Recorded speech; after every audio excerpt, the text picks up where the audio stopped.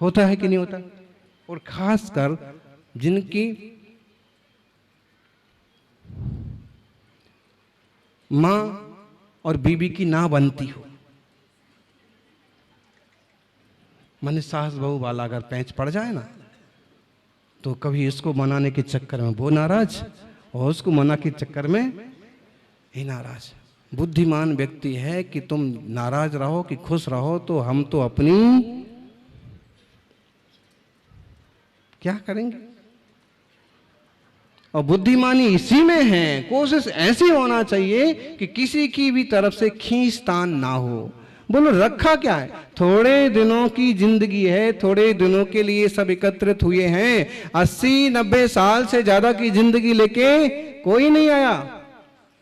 बोलो प्रोफेसर साहब, बहुत हुआ तो 100 के बाद तो आदमी सो ही जाता है ना। इसका अगर हम थोड़ा सा भी ध्यान रखें कि बाबूजी का साथ, माताजी का साथ, सासू जी का साथ, काका जी का साथ बहुत नहीं है, और उनका छोड़िए हमारा कौन सा लाइसेंस बना हुआ है। बोलो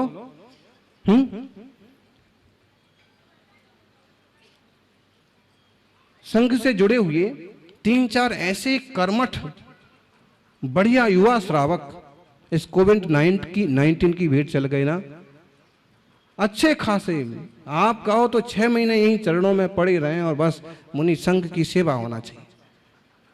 अब बताइए, उनके लिए दुआएं भी की गई, जाप भी किए गए, औषधियां भी हुई, सारी चीजें हुई, लेकिन आज वो उस रूप में हमारे बीच में नहीं। अगर उन्हें वह धर्म ना मिला होता तो क्या उनके जीवन में इतनी शालीनता और शांति आई होती? नहीं, भी मरते मरते भी उखड़ ही रहे होते। लेकिन धर्म ध्यान का यह असर पड़ा कि गए तो शांति से, सहजता से, ठीक है, इतना ही लेना देना होगा। और हम भी इसी ढंग से थोड़ा थोड़ा सोचें कि हमें ऐसा कोई कदम नहीं उठाना, ऐसा कोई काम नहीं करना जिसमें परिवार में क्लेश हो जाए। ध्यान रखना, आप घर में क्लेश कर दो और मंदिर में जाके यूं और जाप में बैठ जाओ तो कितना मन लग रहा है? बोलो आपका है? नहीं लगता है। पूजा में मन नहीं लगता है, उल्टा महाराज जी को आहार देने भी चले जाओ, भड़बड़ाते हो एकदम, मन शुद्धि वचन शुद्धि काय शुद्धि, और तो महाराज का अंतर और हो जाता है। मन शुद्धि वचन शुद्धि काय शुद्धि बोलते ना, बहुत बहुत मतलब महत्वपूर्ण शब्द है, एक बहुत बड़ी प्रतिज्ञा है कि हमने कहा है कि हमारा मन शुद्ध है। मन शुद्ध कहाँ है? अभी तो उठा पटक करके आए।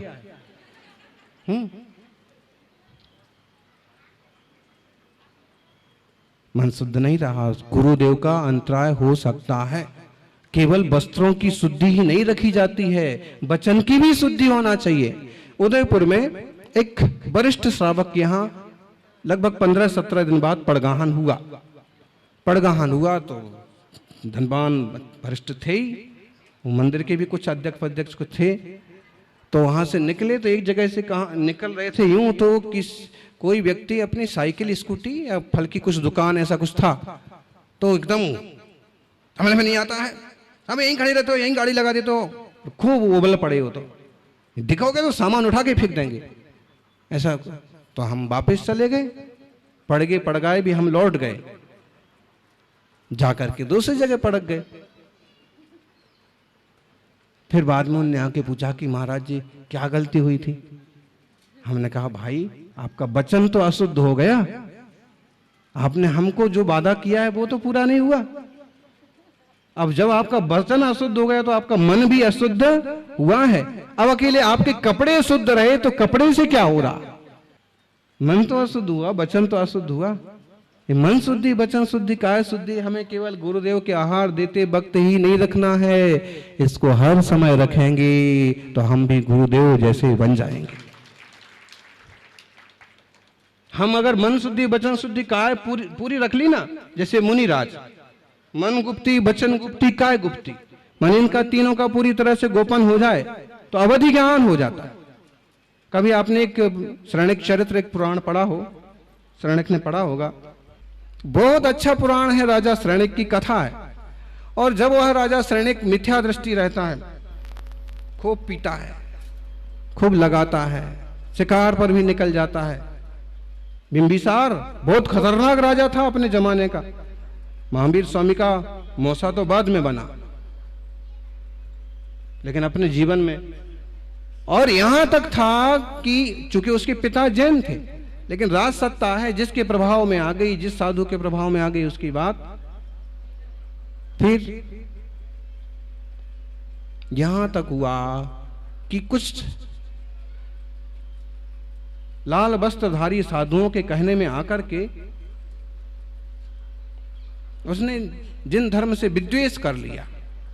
फिर चेलना का आगमन हुआ उसके जीवन में। उसने समझाया बुझाया काफी, लेकिन वो तो उल्टा इसी पर पिला पड़ता कि तू जो धर्म में मानता हूं तू वो मान।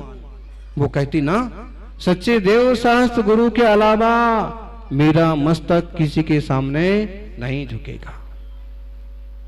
राजा ने कहा कि ऐसा क्या सच्चा? मेरे गुरु का ज्ञान सारे ब्रह्मांड को जानते हैं। तो रानी चेल्ला ने कहा कि भाई जानते होंगे।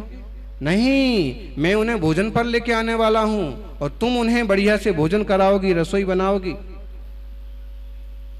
उनका कोई बात नहीं, वो तो सर्वज्ञानी हैं, बना देंगे, खिला देंगे, क्या जा रहा। और उसने क्या किया? उसने क्या किया? वो ज्ञानी आए थे ना, उन्हीं की एक एक जूती के टुकड़े करवा करके खीर में मिलवा करके उन्हीं को परोस दी, खिला दी।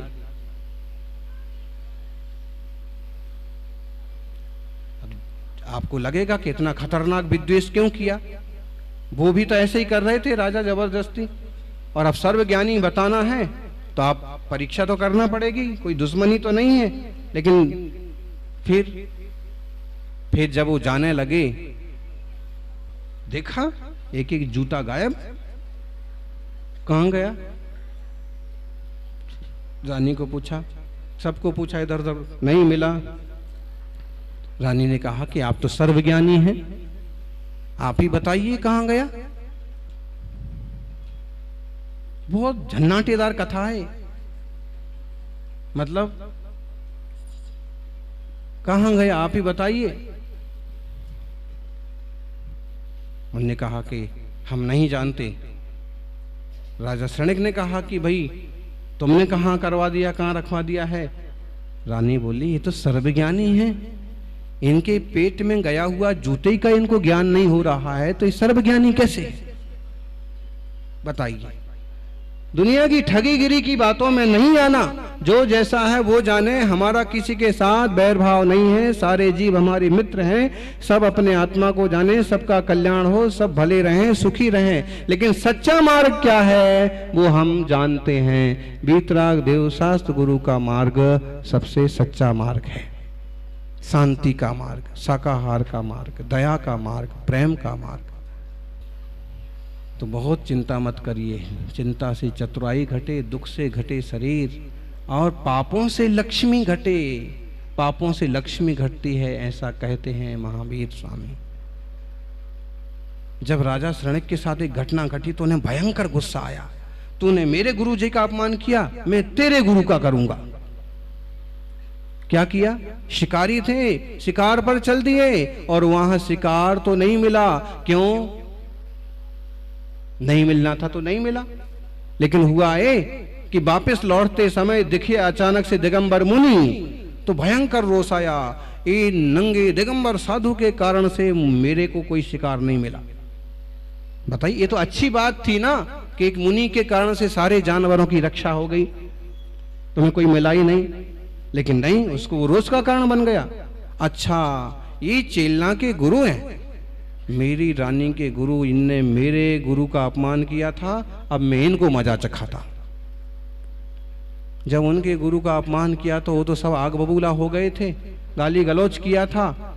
अब देखता हूं इनके गुरु क्या करते हैं। और उसने जो शिकारी कुत्ते थे उनके ऊपर दौड़ा दिए।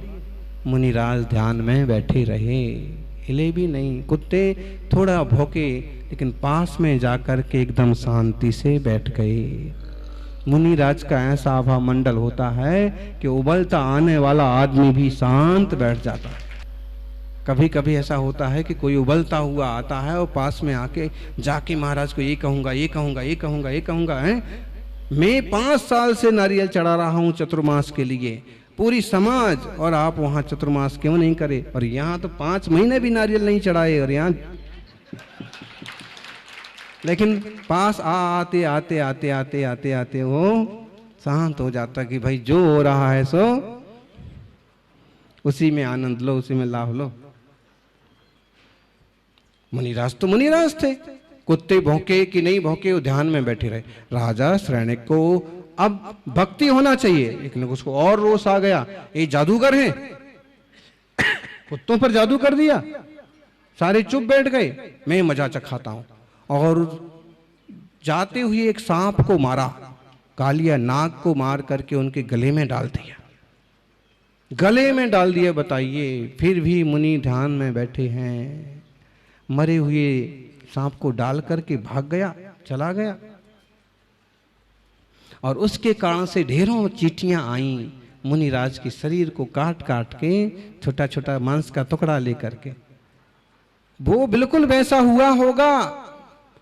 रानी चिलना को जब 3 दिन बाद, अभी तो राजकाज में मस्त हो गए, 3 दिन बाद बताने की याद आई तो बताई कि मैं तो, तुमने ऐसा किया तो मैं ऐसे करके आया हूं। रानी ने कहा, हो तुमने ऐसा किया, तुमने अपना नरक पक्का कर लिया। राजा कहा, क्या पक्का कर लिया? अरे वो तो कब के भाग गए होंगे।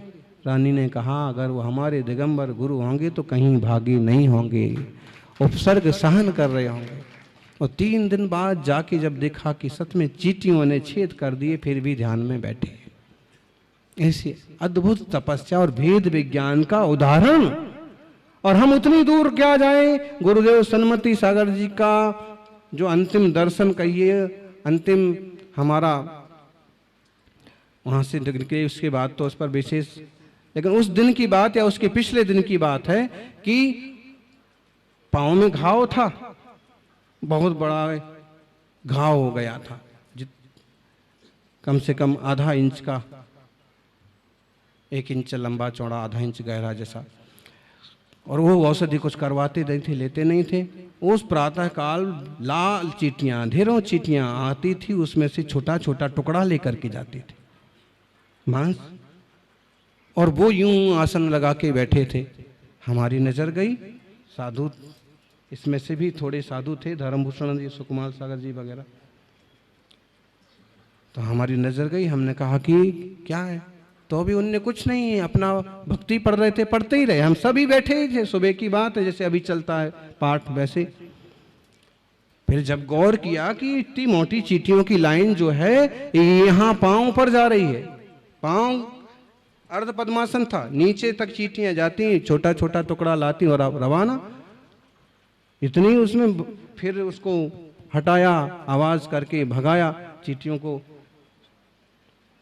आचार्य श्री को कहा कि कब से इतनी आप मतलब ये सहन कर रहे हैं, है तो जीव ना, वो आचार्य देव अचेतन तो नहीं है, पांव का घाव में तो और तकलीफ होती है, फिर कैसे बैठे हैं? उन्होंने कहा, चींटियां अपना काम करती हैं और मैं अपना काम करता हूं। बोलो, वो जड़ शरीर से वो लेके जा रही हैं, जाना ही है शरीर तो कभी भी, और मैं जानन स्वभाव ज्ञाता दृष्टा आत्मा हूं, मैं जान रहा हूं। तो बहुत ज्यादा हम भी क्लेश में ना पड़े, सहज रहें, शांत रहें और धर्म ध्यान करते रहें। इधर वाले सौभाग्यशाली हैं कि उन्होंने पहाड़ पर एक नए विशाल भवन का निर्माण करने का पुरुषार्थ प्रारंभ किया। और योग संयोग देखिए कि उसकी नींव खोदते समय तीर्थंकर जिनेश्वरों की बड़ी बड़ी सुंदर प्रतिमाएं निकल पड़ी, 12 प्रतिमाएं, और जिसमें नेमिनाथ भगवान की प्रतिमा अभूतपूर्व है। निश्चित रूप से प्राचीन क्षेत्र है। हमने तब भी कहा था कि नया मंदिर भले 200-300 साल पुराना है, लेकिन ये जैनों का प्राचीन तीर्थ है। और अब भगवान प्रकट हो गए तो अब तो भरोसा करना ही पड़ेगा कि 1500 साल पहले भी यहाँ ऊपर पहाड़ पर मंदिर रहा है।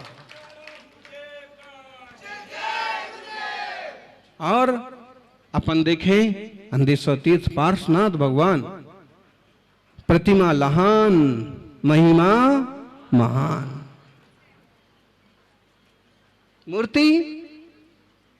मूर्ति छोटी कीर्ति मोटी है। देवता भी जिनकी सेवा में आते, पूरा आदिवासी वर्ग, पूरा एरिया अंधेश्वर पार्श्वनाथ भगवान के लिए श्रद्धान्वित है, समर्पित है। दर्शन करके भक्ति करके अपने को सुखी मानते और सुखी होते। ये जन जन के देवता हैं। और योग संयोग देखिए कि वर्षों बाद एक विशाल जिनालय का निर्माण होगा। भगवान तो वहीं रहेंगे लेकिन मंदिर पूरा ऊपर का ऊपर बन जाएगा।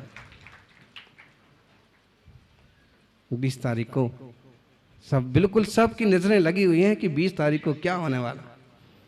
जो कुछ होगा अच्छा ही अच्छा होने वाला है, क्योंकि चिंतामणि पार्श्वनाथ के भगवान के दरबार में चिंता करने की जरूरत नहीं पड़ती है। सारी चीजें होती चली जाती हैं, पूर्ति होती चली जाती है। अभी गांव के मंदिर का काम हाथ में लिया कुशलगढ़ का इन लोगों ने, एक दिन में ही सारे पात्र तैयार हो गए कि मंदिर बन जाएगा।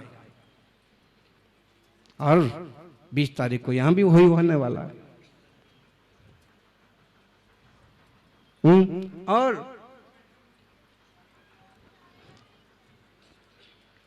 अपने मन को धर्म ध्यान में लगाओ।